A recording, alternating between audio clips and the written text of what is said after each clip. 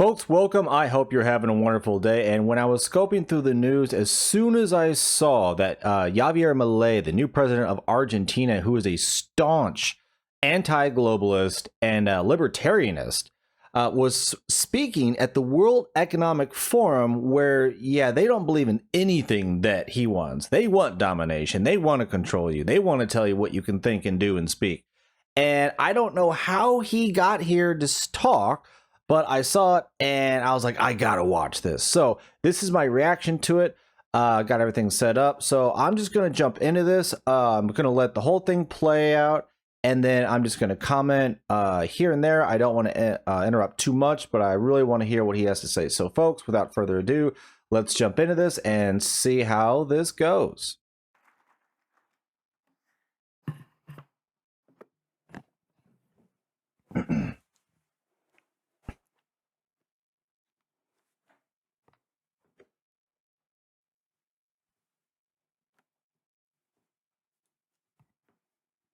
Got to get your specs right. Good afternoon. Thank you very much. Today, I'm here to tell you that the Western world is in danger. And it is endangered because those who are supposed to have to defend the values of the West are co-opted by a vision of the world that inexorably leads to socialism and thereby to poverty. Unfortunately, in recent decades, motivated by some well-meaning individuals willing to help others, and others motivated by the wish to belong to a privileged caste, the main leaders of the Western world have abandoned the model of freedom for different versions of what we call collectivism. We're here to tell you that collectivist experiments are never the solution to the problems that afflict the citizens of the world. Rather, they are the root cause. Wow. Like, I don't even know how he got here. Like, they had to have known what this guy was going to say. If you know anything about the individual Javier Milei, he is a staunch anti-leftist, anti-globalist, wants nothing to do with them, and he's right in the pit with all of the serpents just spitting right back at their face. I don't know what they thought he was going to say. Do believe me, no one better placed than us, Argentines, to testify to these 2 points. When we adopted the model of freedom back in 1860, in 35 years we became a leading world power. And when we embraced collectivism over the course of the last 100 years, we saw how our citizens started to become systematically impoverished, and we dropped to spot number 140 globally.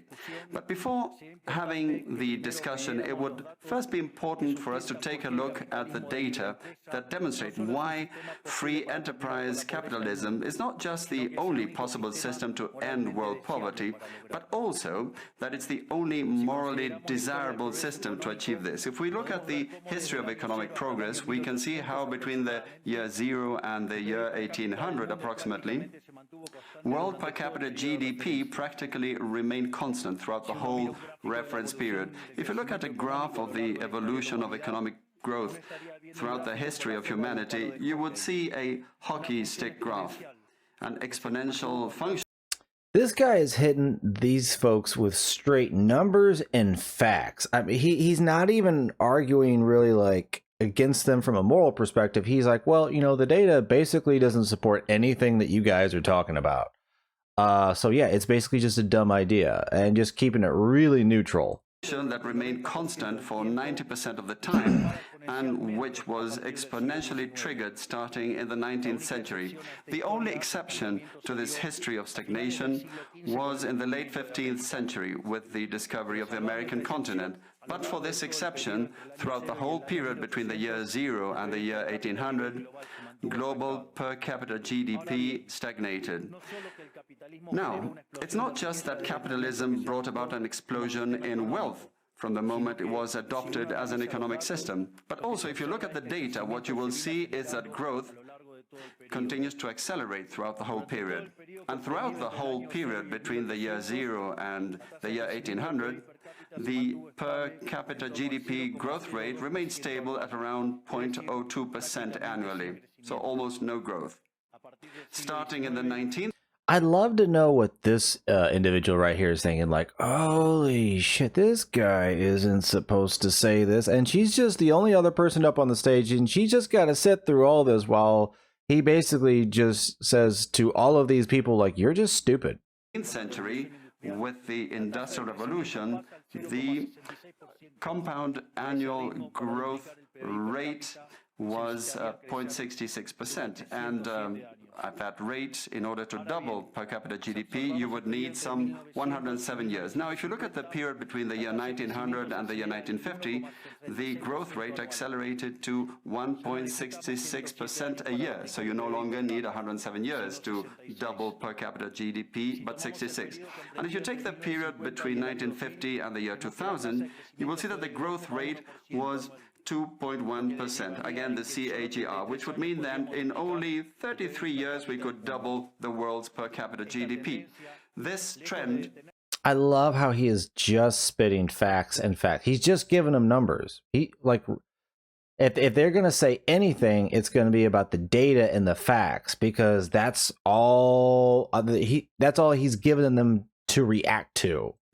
Far from stopping, remains well alive today. If we take the period between the year 2000 and 2023, the growth rate again accelerated to 3% a year, which means that we could double world per capita GDP in just 23 years.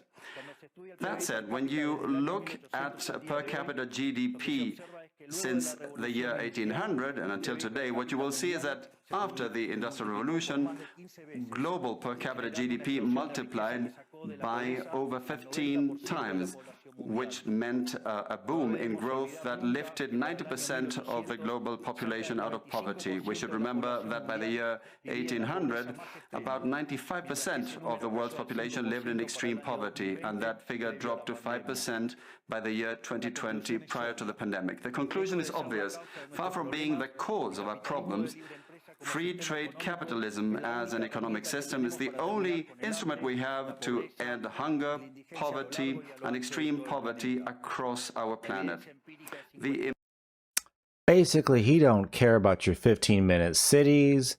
He doesn't care about all of your censorship. He doesn't care about all of your rules and regulations and everything that all of these people at WF just want to think that they can so meticulously craft. Like, no, we're down. We're not down with that. Empirical evidence is unquestionable.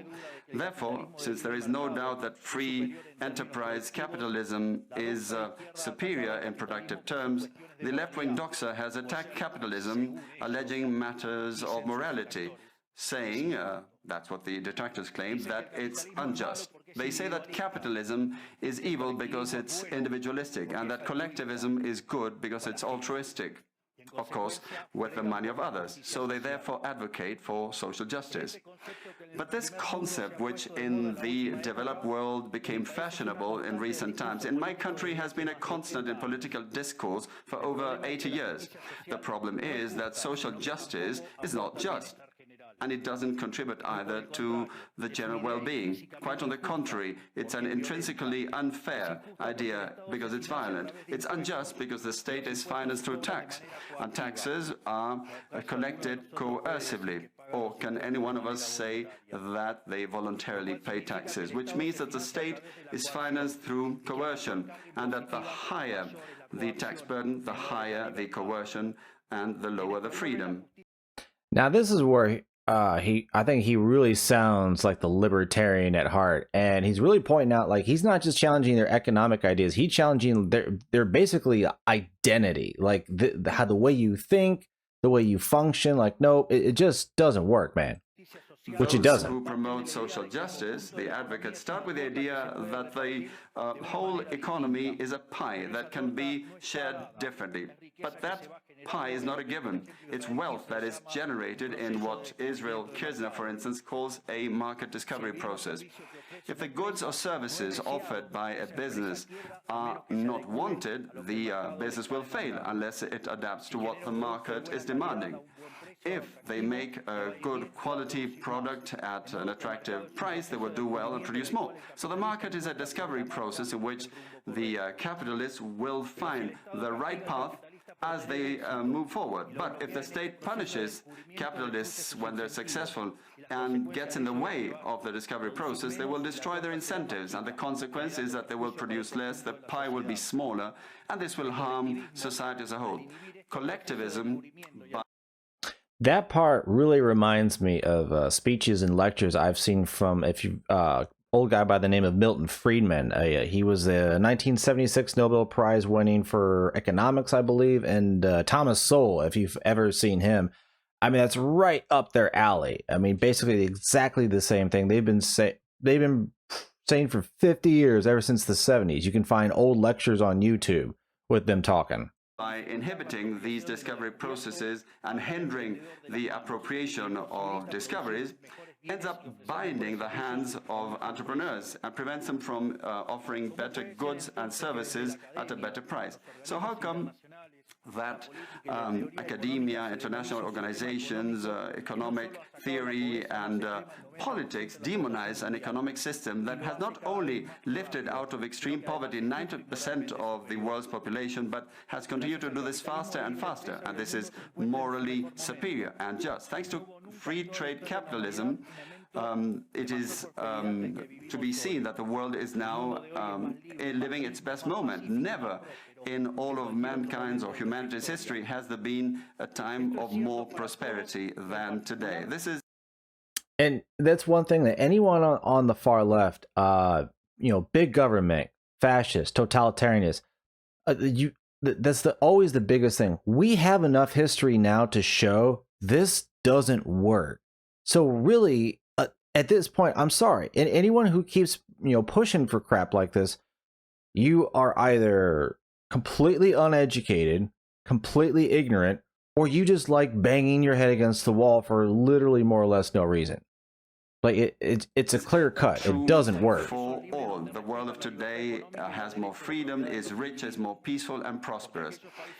And this is particularly true for countries that have more freedom and have economic freedom and respect the property rights of individuals, because countries that have more freedom are 12 times richer than those that are repressed, and the lowest decile in terms of distribution in free countries are better off than 90% of the population of repressed countries, and poverty is 25 times lower, and extreme poverty is 50 times lower. And citizens in free countries live 25% longer than citizens in repressed countries. Now, what is it that we mean when we talk about libertarianism? And let me quote the words of the greatest authority on freedom in Argentina, Professor Alberto Venegas Lynch Jr., who says that libertarianism is the unrestricted respect for the life project of others, based on the principle of non-aggression, in defense of the right to life, liberty and property.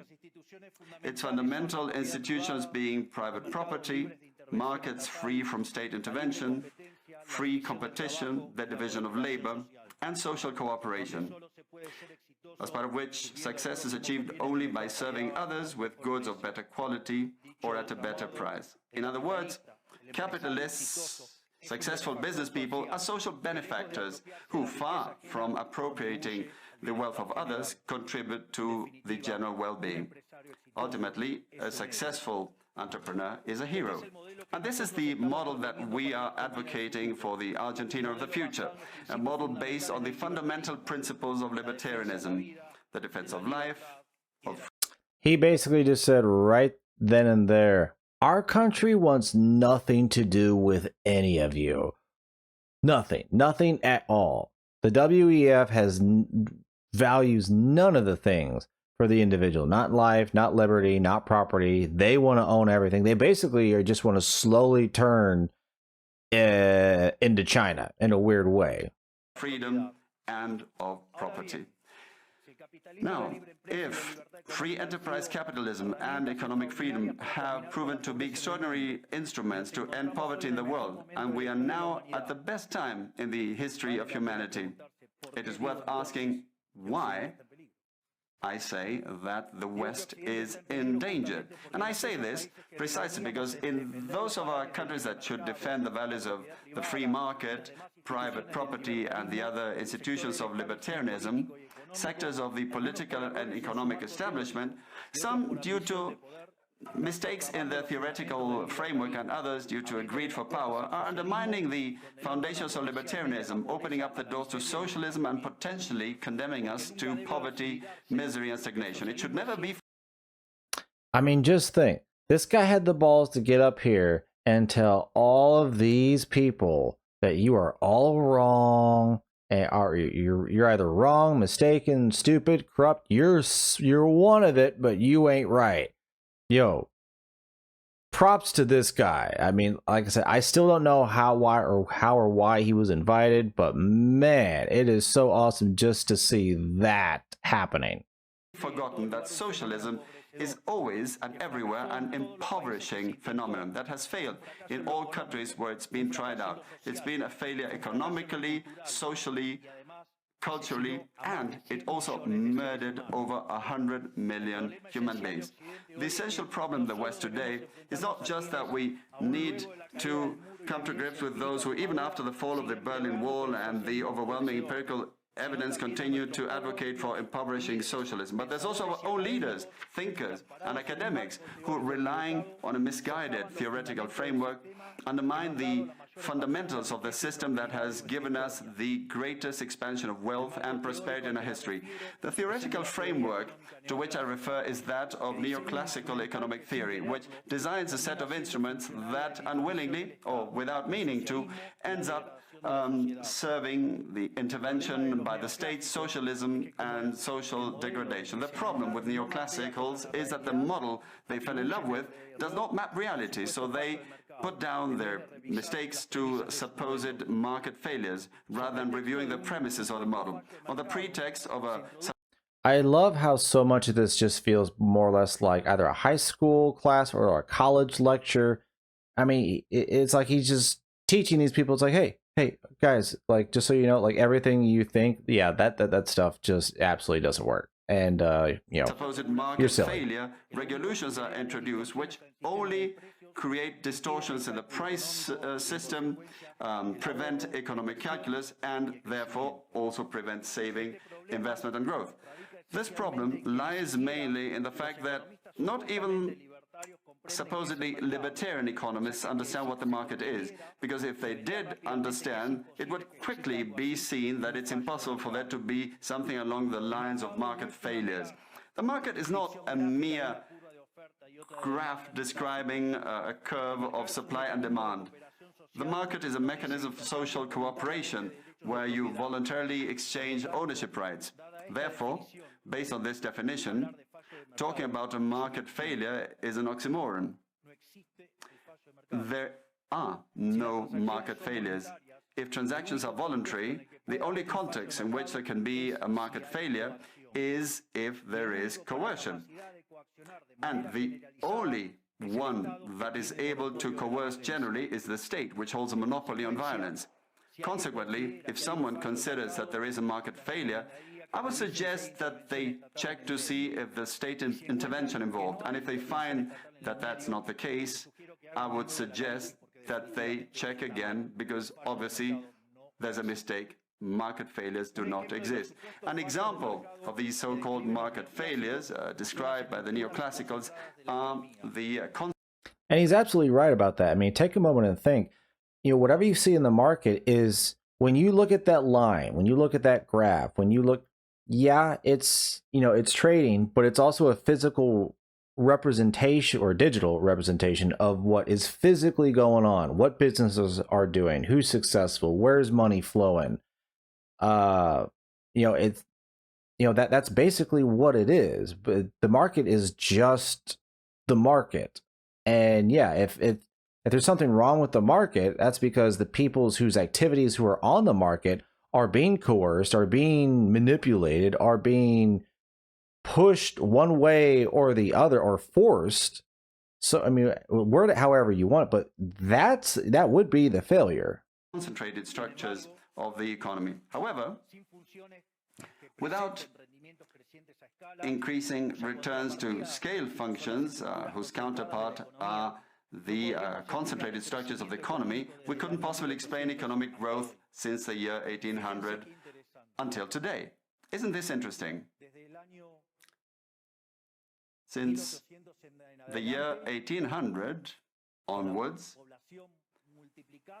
with population multiplying by 8 or 9 times, per capita GDP grew by over 15 times. So there are growing returns, which took extreme poverty from 95% to 5%.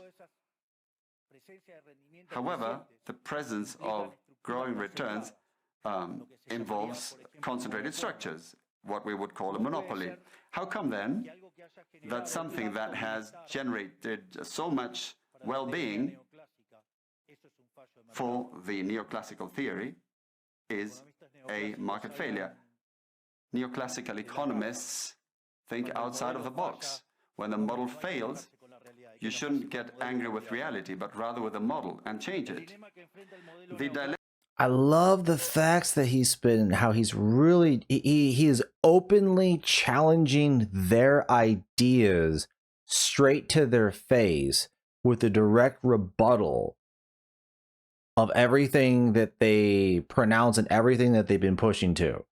Like, I love how he did this. The dilemma faced by the neoclassical model is that they say they wish to perfect the functioning of the market by attacking what they consider to be failures. But in so doing, they don't just open up the doors to socialism, but also go against economic growth. An example, regulating monopolies, destroying their profits and destroying growing returns automatically would destroy economic growth. In other words, whenever you want to correct a supposed market failure inexorably, as a result of not knowing what the market is, or as a result of having fallen in love with a failed model, you are opening up the doors to socialism and condemning people to poverty. However, faced with the theoretical demonstration that state intervention is harmful and the empirical evidence that it has failed, couldn't have been otherwise, the solution to be proposed by collectivists is not greater freedom, but rather greater regulation, which creates a downward spiral of regulations until we're all poorer and the life of all of us depends on a bureaucrat sitting in a luxury office. Given the dismal failure of collectivist models and the undeniable advances in the free world, socialists were forced to change their agenda. They left behind the class struggle based on the economic system and replaced this with other supposed social conflicts which are just as harmful to life as a community and to economic growth. The first of these new battles was the ridiculous and unnatural fight between man and woman.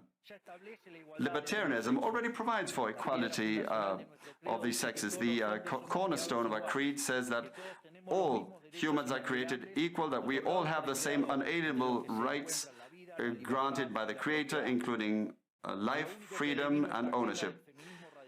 All that this radical feminism agenda has led to is greater state intervention to hinder the economic process, giving a job to bureaucrats who have not contributed anything to society. Examples, ministries of women or international organizations devoted to promoting this agenda. Another conflict presented by socialists is that of humans against nature, claiming that we...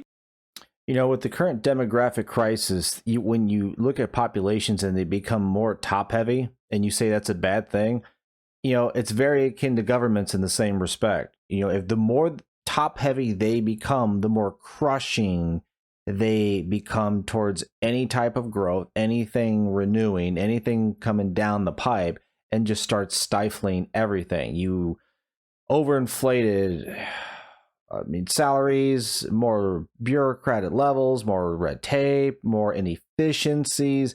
I mean, you name it, it's there. It's a bigger waste of money than private enterprise. That's the whole point. Human beings damage the planet, which should be protected at all costs, even going as far as advocating for population control mechanisms or the bloody abortion agenda. Unfortunately, these harmful ideas have taken a strong hold in our society.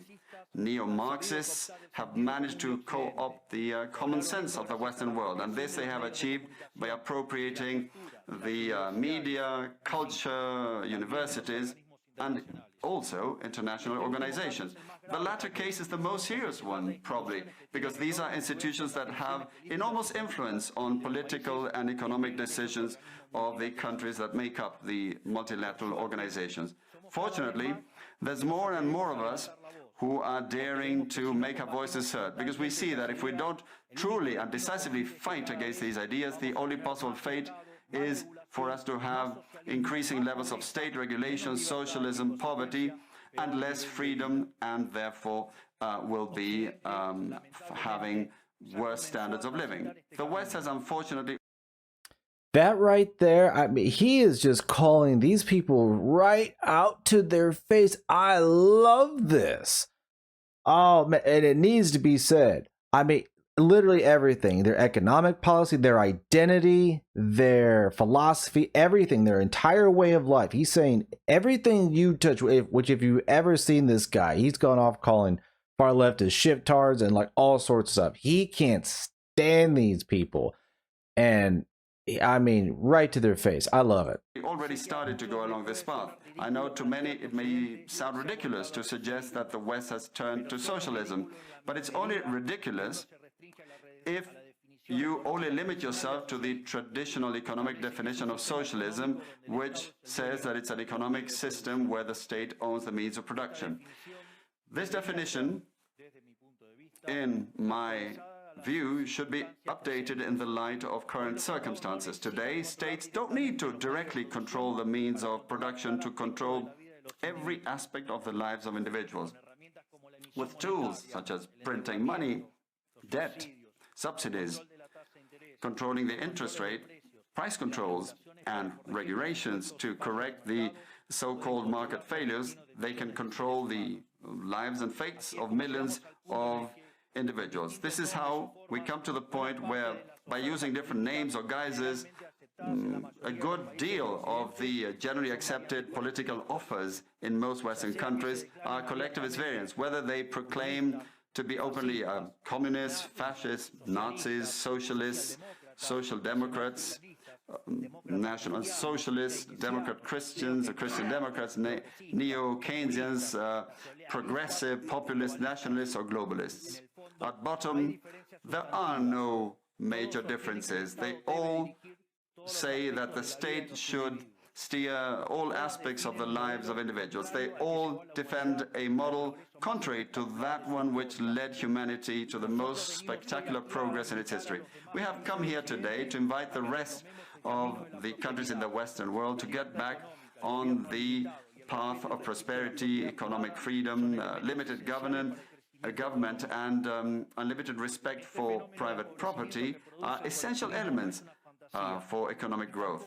And the impoverishment produced by collectivism is no fantasy, nor is it an inescapable fate. But it's a reality that we Argentines know very well. We have lived through this, we have been through this, because as I said earlier, ever since we decided to abandon the model of freedom that had made us rich, we have been caught up in a downward spiral, as part of which we are poorer and poorer day by day.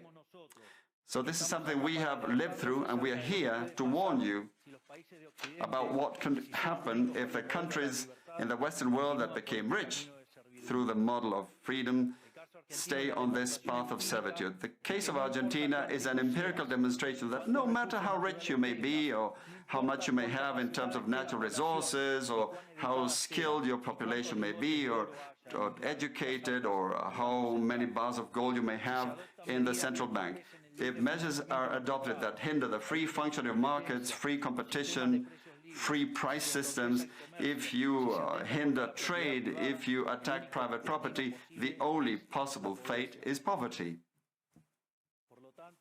Therefore, in concluding, I would like to leave a message for all business people here and for those who are not here in person but are following from around the world. Do not be intimidated either by the political class or by parasites who live off the state.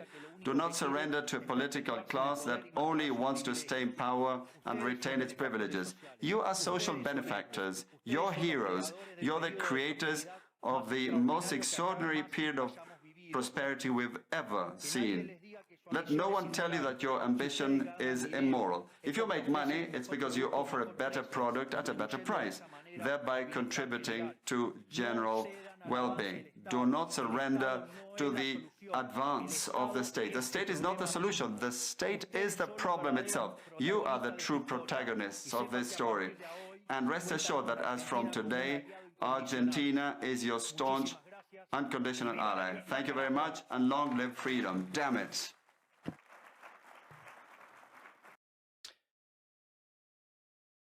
Yeah, I don't think he meant to say ally at the very end. I think that was meant to be your enemy. I don't. Yeah, I think that's a mistranslation. But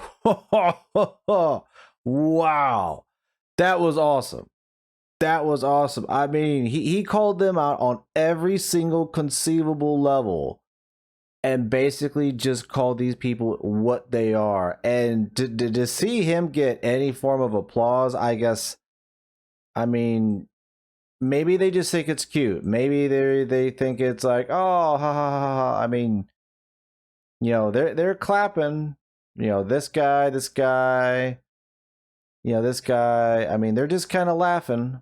But you know, that guy's not. He's not even paying attention. Shit. But wow, folks. I mean, this is what we need more of. Guys like this. I mean, calling it what it is. It is a failed experiment on every single conceivable level. And we have enough history already to show that going down this route doesn't work for anybody except the ones who are pulling the levers, except the ones in control, except the ones who are in the club or in the cult or whatever it is, the group, the party. They are always the ones who are the benefactors the most, and not everybody else. And they're the ones who are going to decide how much you get or what it is or what you can say. I mean, these people, the World Economic Forum, they don't care about life, liberty, and pursuit of happiness. They don't care about that for you. It's going to be them telling you how to live your life, what you ought to be happy with, and what level of liberty you should be grateful for, basically. These people don't want anything better for you, your life, your family, your friends, anything. And they will be the ones to benefit the most as this depopulation starts to take effect. In essence, these people want to ride the wave down while being on top of everybody else. That's exactly what this is. And they're willing to do it in a crushing, totalitarianistic, fascist fashion. Folks, hey, I try to not let it get to me, but I don't think they're going to last. I think signs like this are good, and I will try to bring some new stuff as soon as I can, because stories like this are always exciting to watch and see. Folks, if you enjoy the content, please leave a like, subscribe, comment, let me know what you think. I'll try to keep you updated as soon as I can. With that, take care of your friends and family, and I will see you next time.